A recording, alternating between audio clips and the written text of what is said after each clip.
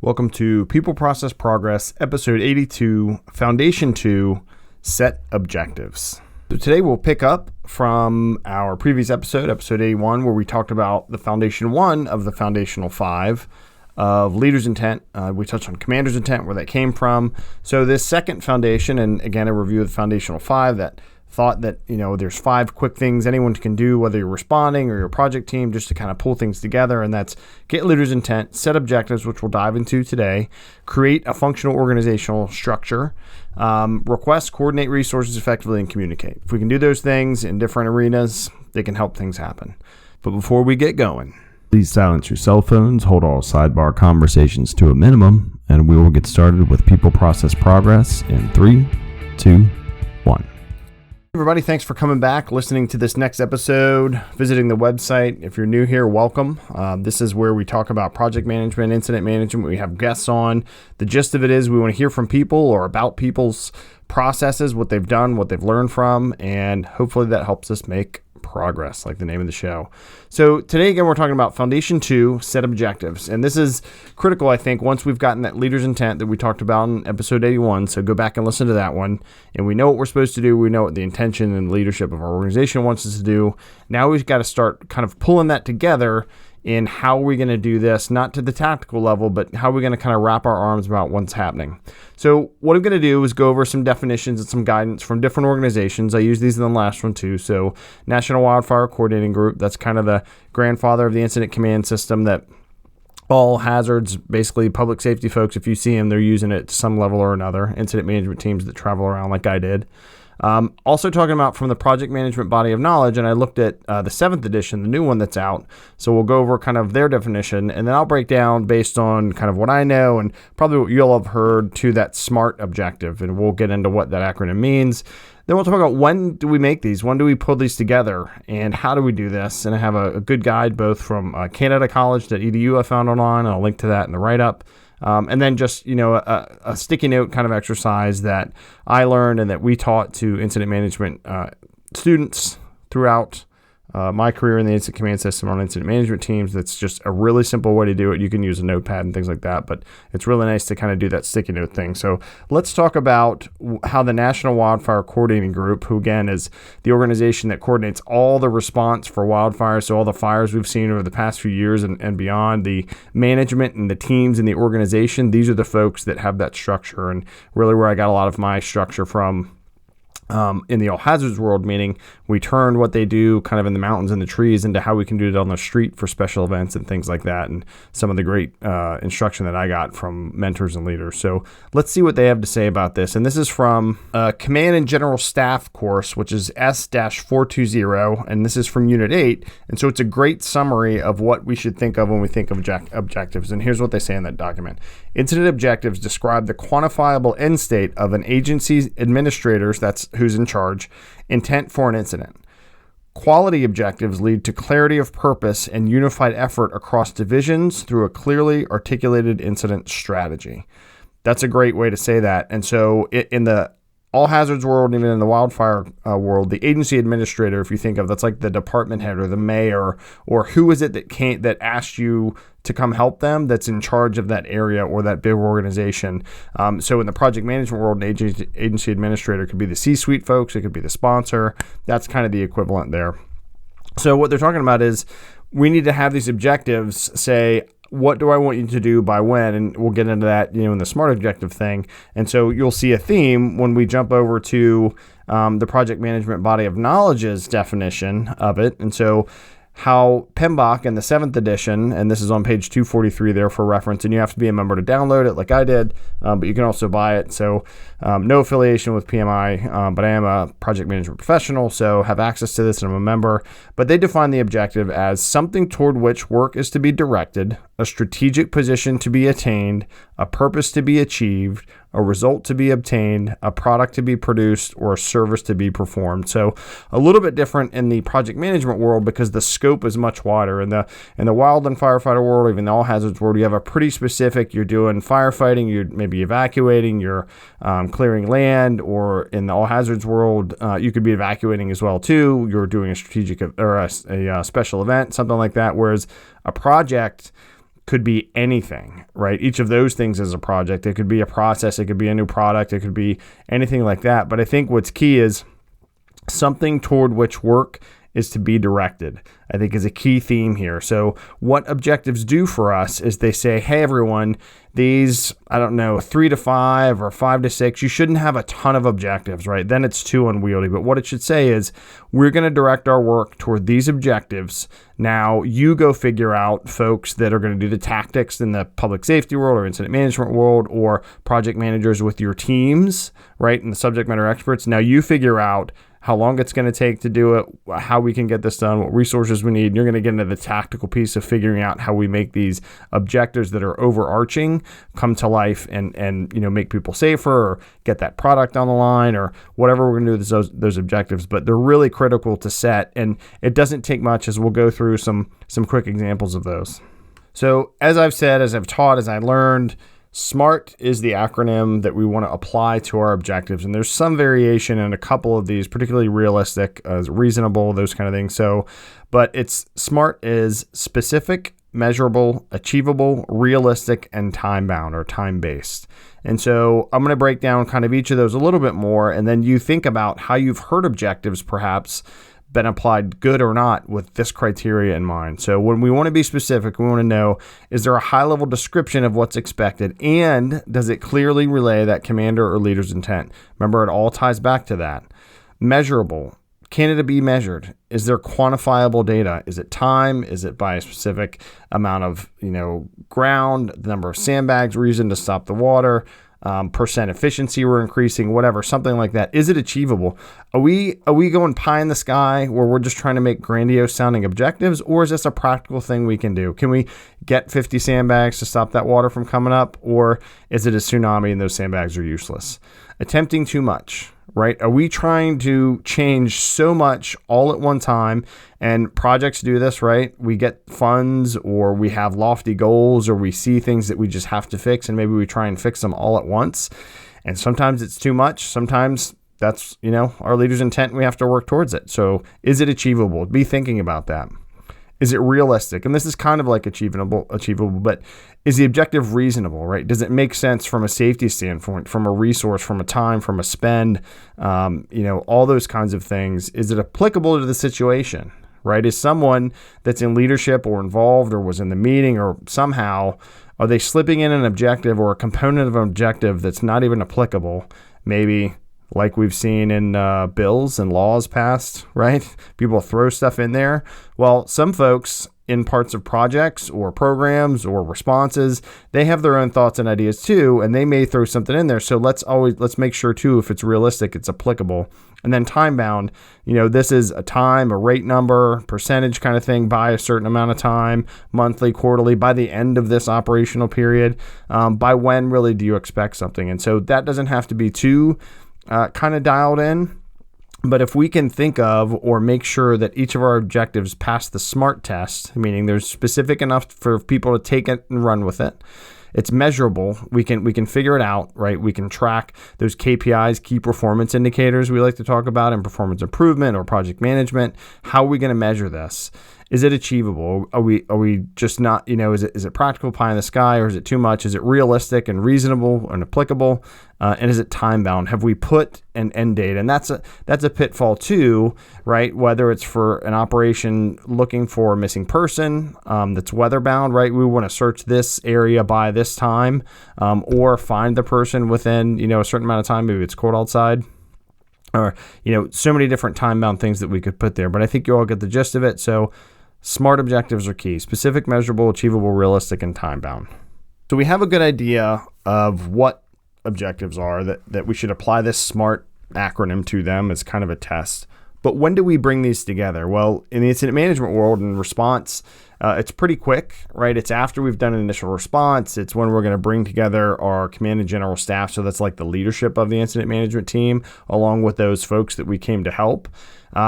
And before we get into kind of the weeds or the tactics, which in a project is like when we, work with our resource managers and we say, hey, we're going to have to accomplish these things. What kind of experts do we need? How many do you think we need to accomplish this to meet these objectives, right? Which for us typically are scope and cost and time in a project as opposed to the operational period like we talk about. If you're doing a special event and it's not a response, you still want to get these objectives shored up pretty early so that anything else that happens after that, right? And events sometimes I've talked about are kind of harder than incidents because there can be more politics, more hemming and hawing. But soon after we know, hey, we have this big sport event that's coming, we're all going to have to work together. Let's knock out some objectives together so we're all working towards those. And then we can figure out how we're going to use the thousands of resources that we have and accomplish these objectives. And for projects, they definitely, we'll probably have some strategies, some goals overall for an approved project. But certainly once a project is approved, we should start thinking about the objectives of it, right? We know we want to do this product to solve maybe this problem, but we haven't shored up and put the SMART on them, right? And so maybe they're not as smart enough objectives. But we definitely want to make sure the project approves first, right? And it should be part of your early charter. So that early document that just says, hey, here's kind of our rough timeline. It could be by months, what we think. Here's our sponsor and a couple of other key folks. We haven't built the team out yet. Here's the objectives, too, that we're going to work with our sponsor and our leaders with to make sure that everyone else aligns with those throughout the whole project.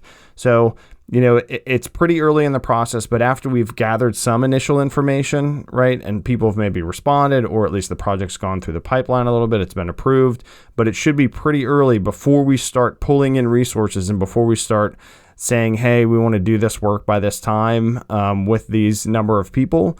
We want to get our higher level objectives to work together before we really break it down into the specific task level stuff or the tactics, as we say in the incident command system.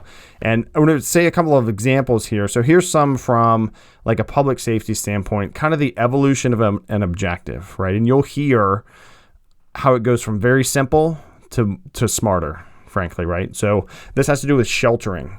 It was an example that I did in a class that I taught before. So the first one is shelter out of region evacuees, right? So pretty broad. Specific, we want to shelter folks that are from out of the region that are evacuees, but it doesn't say by when. It's got a couple other elements from SMART missing, right? So then we evolve a little bit. We want to shelter X number of out of region evacuees. But I think we can build on that too. We want to provide X number of shelter spaces to X number of out-of-town regional evacuees within X number of hours, right? And so that one's probably pretty good. And the next one, we could take it a little bit, but then we get into, I think this one kind of mixes into the tactical piece of it. But if we take it a step further, we really get into that time-bound piece.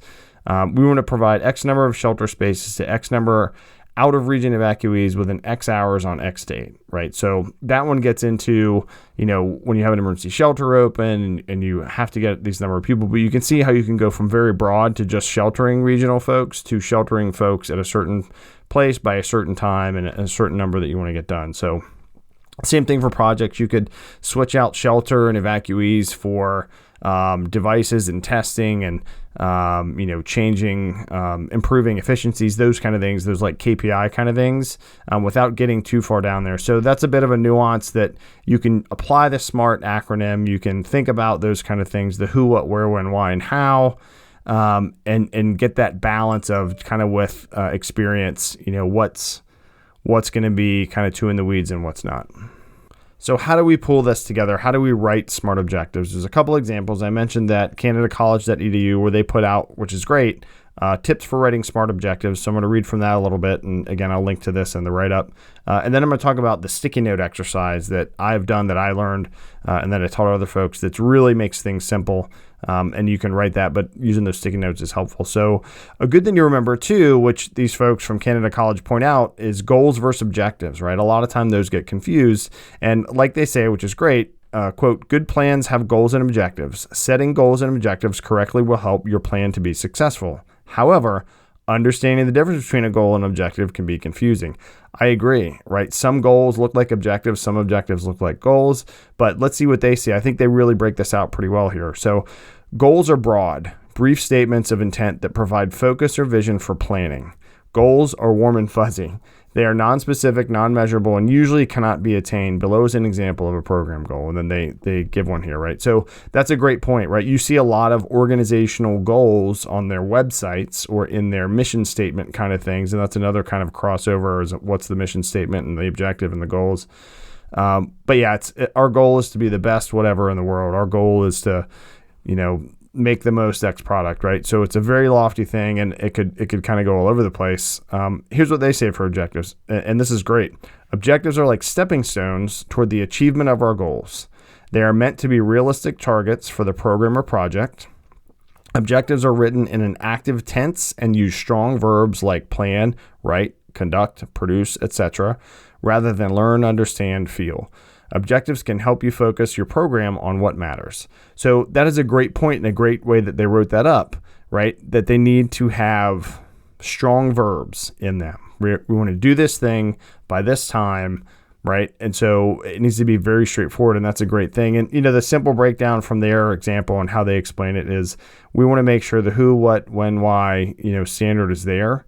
That it's applied. And that's a different way of looking at kind of the SMART objective piece. But again, if you can say those as you start to write them, if you've written them before, as you start to improve writing your SMART objectives, again, because it's kind of an art form to be able to kind of start those or write those early. And, I have this as the second of the Foundation 5, and originally it was one of the big 3 that was taught to me, which was objectives, resources, and organization. I added leader's intent and then communication on there, but because you want to be able to get objectives pretty quickly, show up, look around, say, okay, here's some objectives that we need to do, I believe, talk about that with the other leaders, with the other folks you're there to support, whether you're responding or it's a project you're coming on to, and then get rolling toward those. So as you practice doing these, you could think about write SMART objectives for your family barbecue, right? Like 3 of them. Write them for your family vacation. I actually did that once. Of course, I'm super nerd on the incident management, but I wrote an incident action plan for a cookout for we usually do either 4th of July or Memorial Day. But it's great practice, right? And it makes it kind of fun. So sticky notes. They're cheap. They come in all different colors, and that's very helpful. So for the sticky note exercise, I want you to think about a project you're doing, a response you've done before, an event you've been part of, and think about issues. What are the issues we're trying to solve that are either, something's burning, there's a disease there, right? Go figure with COVID. We're inefficient in this area in the company, whatever it is. And what you do is on the various colors, you write down your issues. So on one color, write down issues that have to do with this. Or this other color, write down issues that have to do that. You can do this with all the same color ones too. This is just a kind of way to group them. And so then what you do is first write them down, just, 2, 3 words, 3, 4 words, nothing long, just what's the issue, what's an overarching issue. And then secondly, group the like issues together. Group ones that are similar, right? And if there's duplicates, because it could be you and other folks working together, not just you. So when you do this with other people, these are going to be joint created objectives. So the joint issues should be agreed upon too. So pull the ones that are alike together, get rid of duplicates, see if you can merge ones that are real close together or, talk that through, and then start looking at how you can apply that SMART objective piece to them and put them in kind of more coherent sentences like that, right? And so here's some examples. And again, you want to keep it less tactical but not too broad. And so here's an example of, how I've done it. I read those shelter ones before. So here's one that I think is kind of on the money, right? We want to provide feeding to X number of people in X number of hours, right? That's pretty good. It's specific. We're going to provide feeding. It's measurable, right? Number of people, a number of hours. It's achievable, we think, right? We'll have to have that discussion depending on the number of people. Is it realistic? Is it relevant? If these folks are hungry, if it's, our family that needs to eat, certainly. And is it time-based? Sure, an X number of hours. Or you could change that to by X time, right? So if you're, this is, your objective is the overall barbecue or cookout, something that's probably too broad, let's say, is we're going to feed the whole city. That's a pretty broad statement. It's kind of a lofty goal, right? Or too strategic. Too tactical on this is we're going to provide PB&J at this location and place every sandwich on the table by this time in these spaces, right? Like that's where the breakout between this overall incident or project objective stays above that specific task to be completed for the project or the tactics that operations will do for the incident management team or response. And again, this, like many other skills and many other industries, comes with practice, but it's a critical item. Once you know what our leader wants to do, or the leaders or the group of leaders wants to do, then we got to get these objectives set. And once they're set, they're not set in stone forever, right? And that's a thing about kind of adapting, becoming more iterative. And, in the incident management world, they have this planning P, right? Your response is up the leg, and the O kind of part of the P is doing these series of meetings and reevaluating. Same thing for projects, right? In waterfall, we typically like to say, all this stuff at the beginning is how it's going to be throughout. But the reality is, I've used this example, when you test 5 things in a lab and you put 500 in the environment, you're going to get different results, right? Stuff's going to happen. So you have to kind of reevaluate your objectives. Is this objective still valid at this point in time with the information we know now? So don't think that an objective has to be static, written in stone, right? Other than if it has to do with life safety. That should never be compromised. But if it has to do with, we thought we wanted to put this process in place and we found out it's actually creating a problem for these other folks, that's a very basic example. But thank you so much for listening to this episode, for putting your objectives together and making one of your objectives listening to the show. If I could add one for you, it would be for you to have learned more about the importance of objectives, when to apply them and how, and to then share the show with folks and give me some reviews on Apple, iTunes, or other platforms to help spread the word, help bring this to the top as far as, what pops up in people's radar. Thank you so much for keeping me on your radar, for checking out peopleprocessprogress.com, the Facebook page, People Process Progress, also on Instagram. Please let me know if you have any questions, any feedback, peopleprocessprogress@gmail.com. Please stay safe out there. Wash your hands, and Godspeed.